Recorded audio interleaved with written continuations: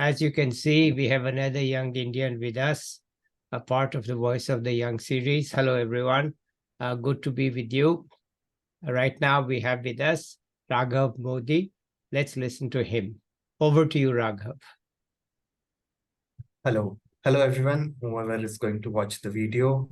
And of course, hello to Sir Professor Subodh Mathur. It's good to talk to you, and especially as you have already said that for you, it's good to talk to young people.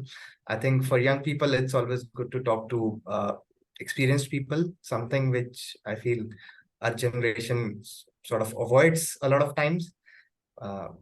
Most of the people feel that they know everything. They don't need to listen to the elders, but I think it's not true. It's good if we talk more to our elders, seniors, more experienced people, our parents and grandparents. So yeah, it's a pleasure to be here. Okay, let's go. Yeah.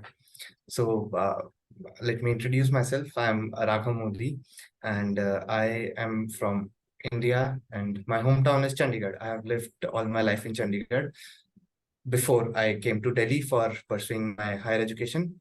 So first of all, I did BTech from IIT Delhi, which started in 2018. So I was a student in production and industrial engineering.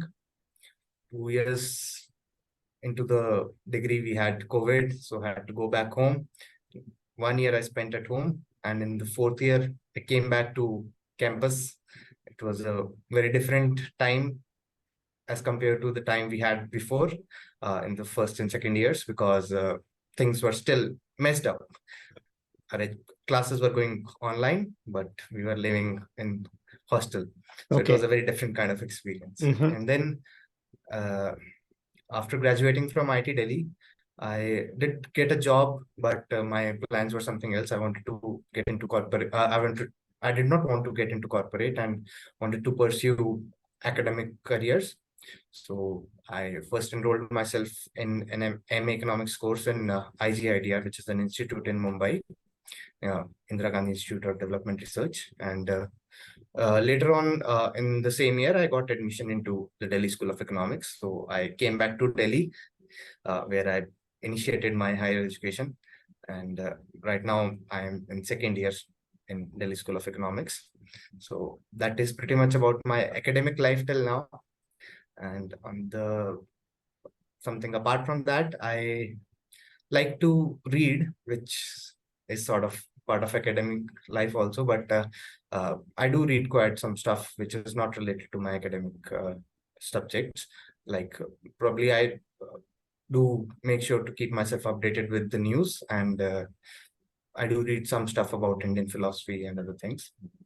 And another thing which I'm very passionate about is to do some kind of social service, and I have spent a considerable amount of my time at during my BTech in engaging with the community and trying to do whatever small efforts which I can do. So tell us about your decision. Not many people go from IIT to MA in economics. So how did this happen? So that's a question which is very close to my heart, because probably I have to answer it a lot of times. Everybody is curious, and initially I used to get sort of irritated, but now I enjoy answering it. Okay. Because every time I answer, I sort of get more clarity about what I am up to. Yeah. So first of all, like let me start with the fact that when we have to actually choose subjects in our during our school time, after we complete a 10th class, during 11th and 12th, what we know about career options is very limited. So we usually learn from our parents and some things from our teachers, but we are not very aware of what all things can be made made into a career. And right now I do feel that you can do anything, and if you are talented and dedicated enough, it can become your career.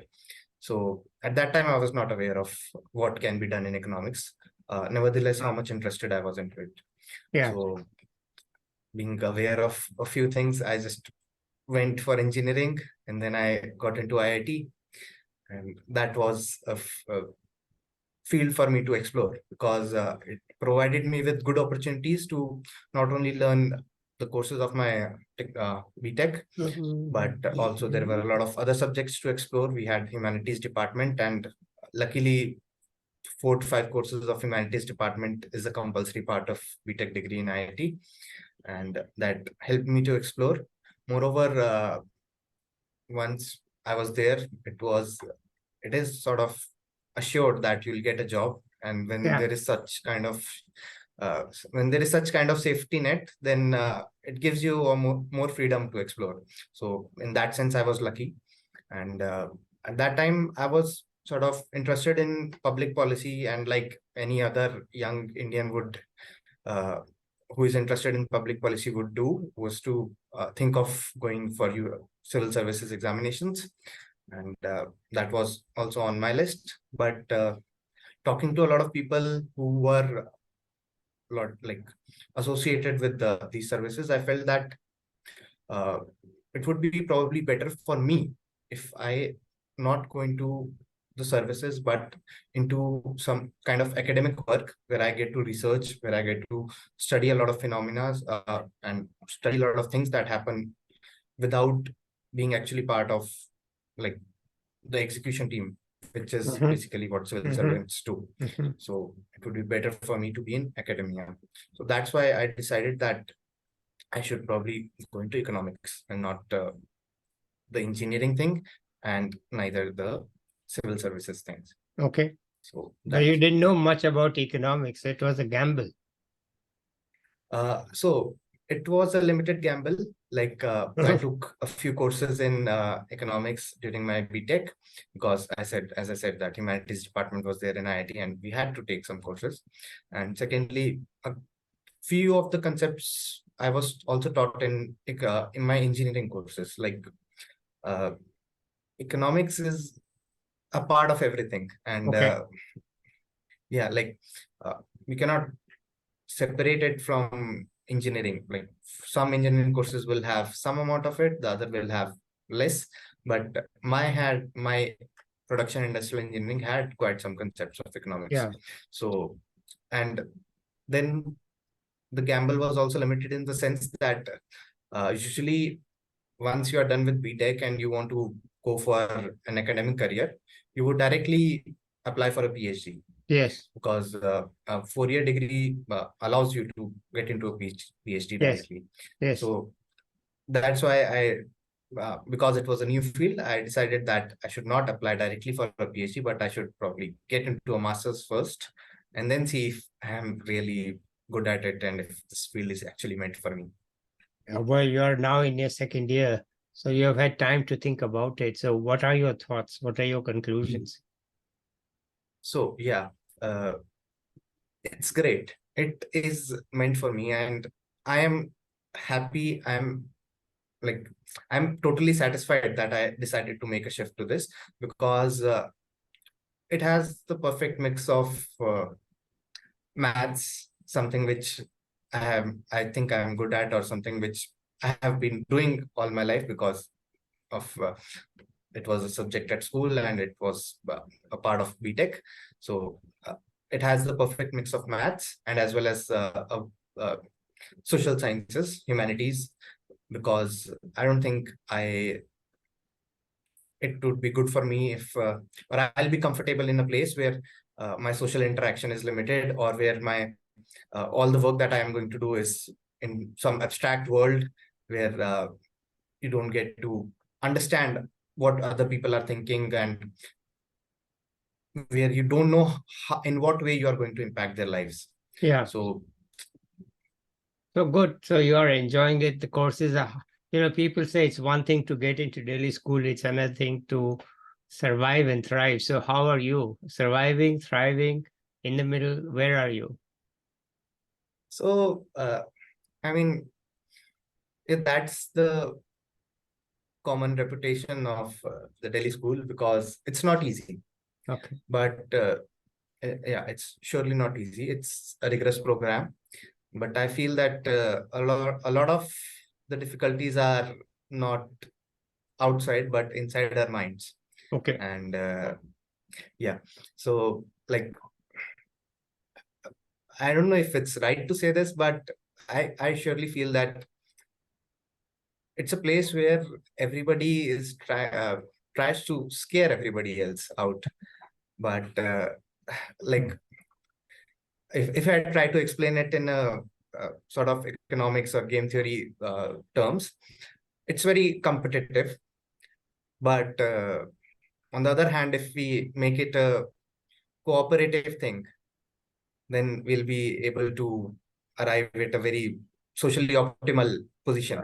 And I Okay. think I have been lucky in the sense that I have a very good friend group here. Like, and like, everybody is cooperative, at least the people I have around me. Like, Okay.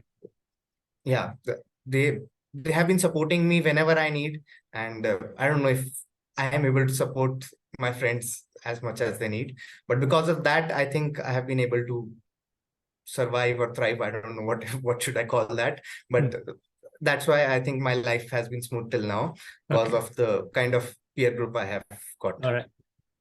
Okay. You said you were doing some social activities in your BTech. Can we discuss those?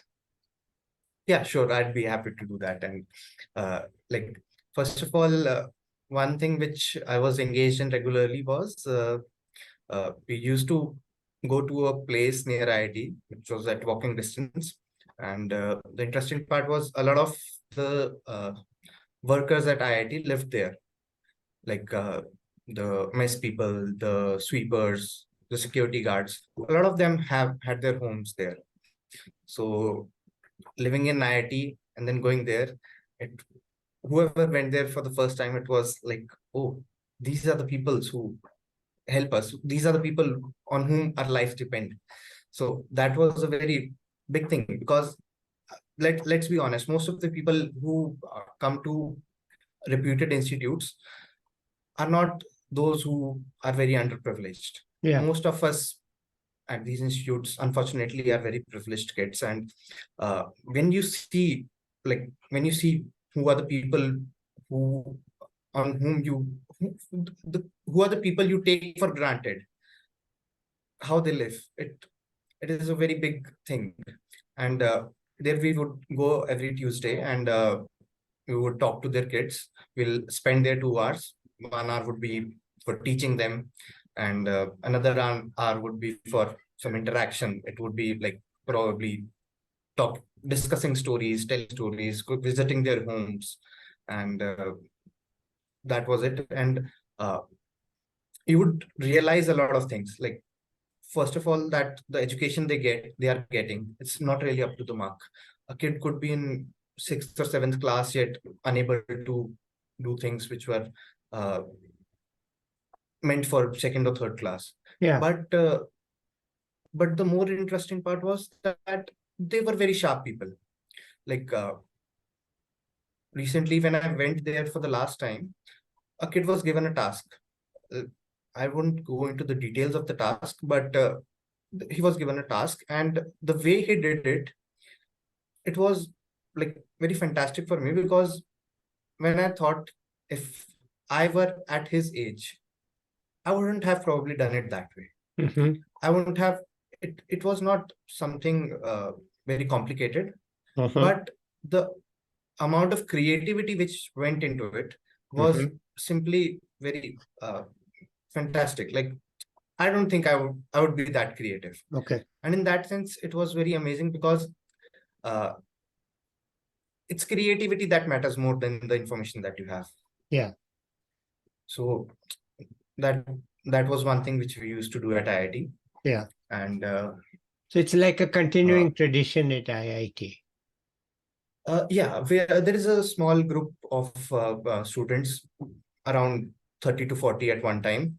And every Tuesday we go there. So it has been going on since like 2011. And then it got stuck in between due to COVID. And now again, we started it when we were in fourth year. So Yeah. it's a tradition there. Yeah. And but the good thing is that when the kids who are part of it when the program started, they are now studying in very good colleges in Delhi University. So Yeah. that gives a good sense of Yeah. satisfaction. Longer, you can see the long run impact. Yes, yes. And to be honest, it's not very easy to see that, because the people who went there first, I don't think they would have seen the impact. It's a long process. You have to be patient. You have to trust the process, and you have to understand that your contributions would be minuscule, yet very important. Yeah, I know. I understand So, what you're saying. Yeah, because yeah, it's a long-term project. A kid is 12 years old.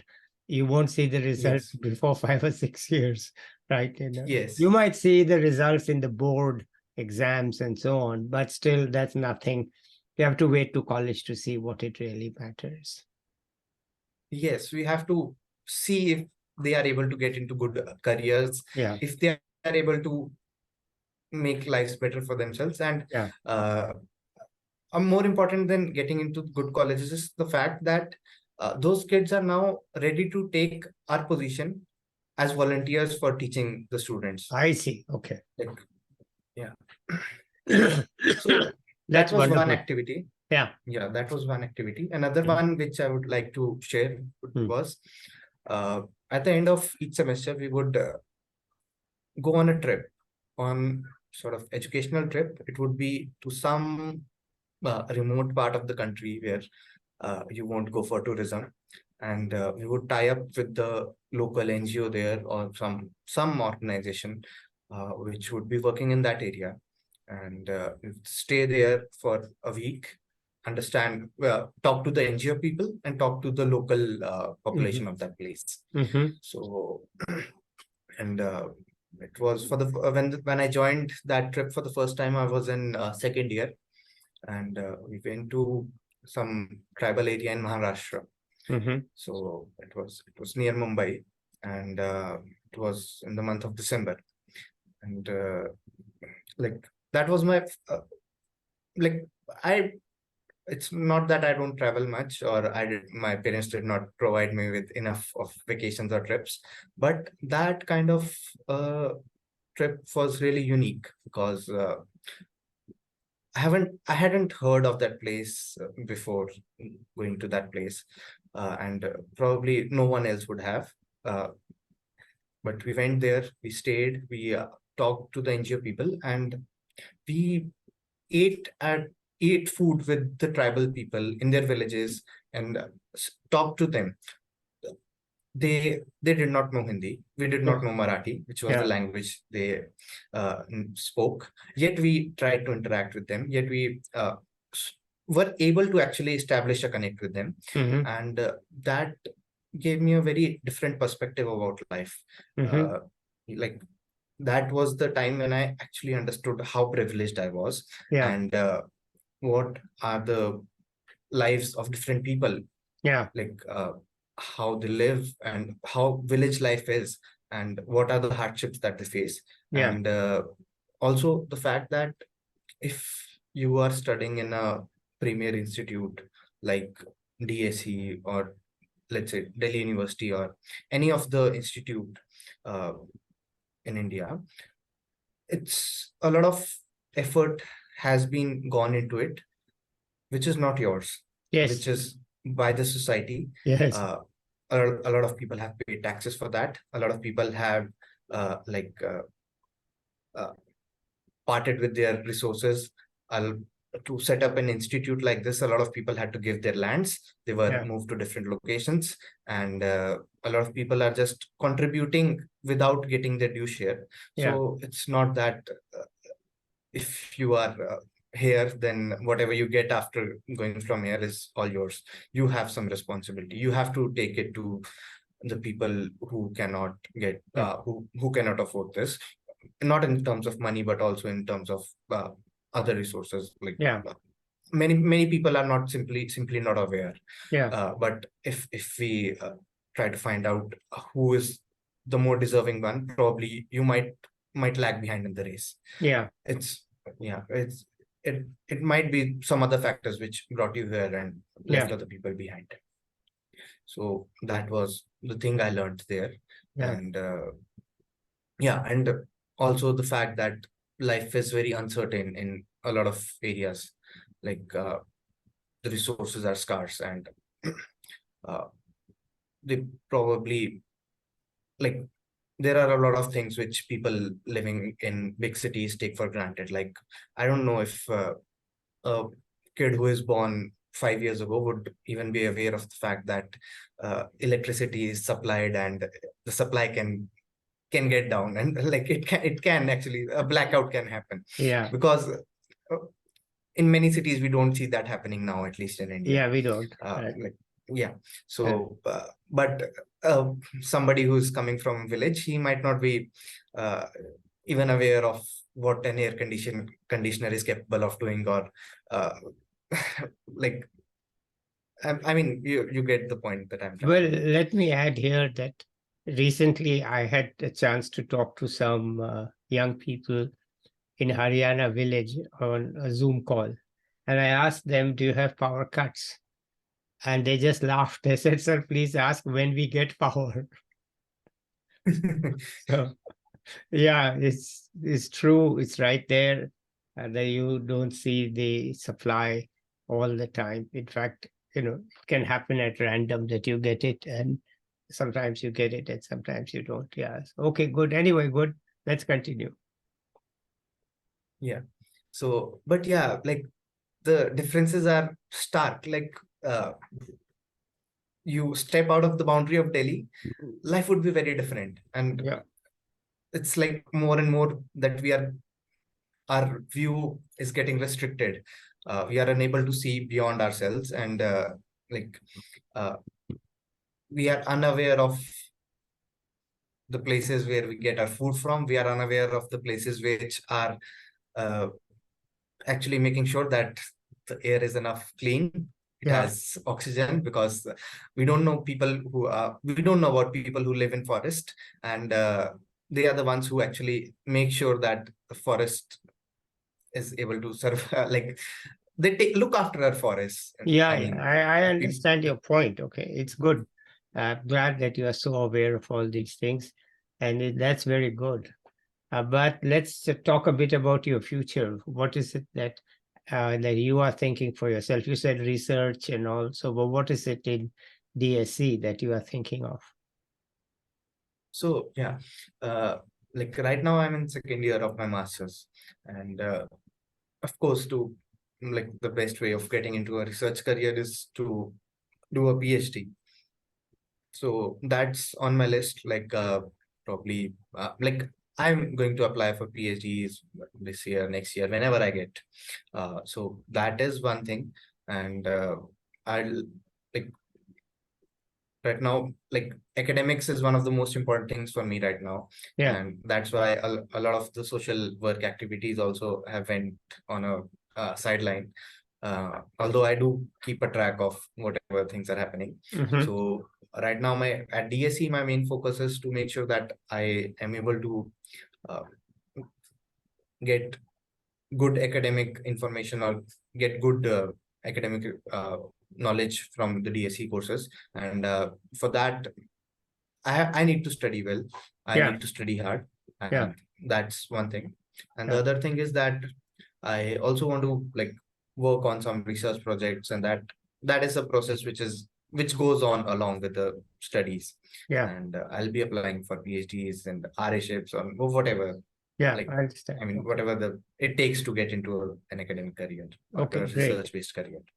Any tips for young people, juniors?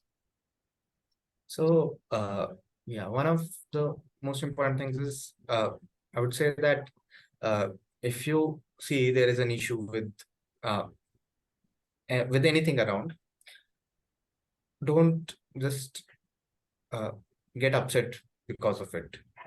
Think about what you can do for it. If you can, go ahead, please do. If you don't, uh, if you are unable to do anything about it, uh, it's okay. Don't worry, but Mm-hmm. don't just waste your energy, waste your time because by getting upset or crying over it. What we have in our hand is the effort we can do, Yeah. and what we don't is what we is the result we get, because the result is uh, produced by a lot of different circumstances which we can't control, and uh, the world is competitive. It's of course not Yes. very cooperative, as I started in Yeah. with.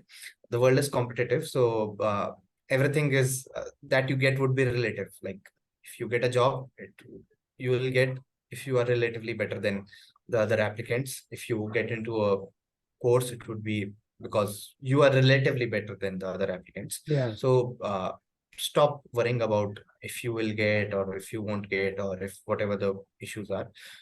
Focus on working hard, focus on working uh, on yourself, and like time is not to be wasted on getting upset.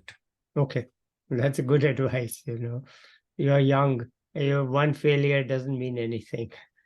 Yes, of course, failures are like Yeah. a natural thing to happen. Yeah. And Okay. yeah, a Anything lot else of you want to successful add here? Excuse me. Anything else you I want was to just add? yeah, I was just saying that a lot of successful people got success very late in their life, so it's not anything to be worried about. Okay. You Fine. just need to know about how much risks you can take and how much like how much freedom do you have in terms of the circumstances, because a lot of people don't have very good circumstances. Yeah. But if you have very good, then don't worry, Okay. just let things go. All right. Okay. Well, thank you, Raghav, so much. It's been quite educational to hear of all the things you have done, and great that you are doing those social things.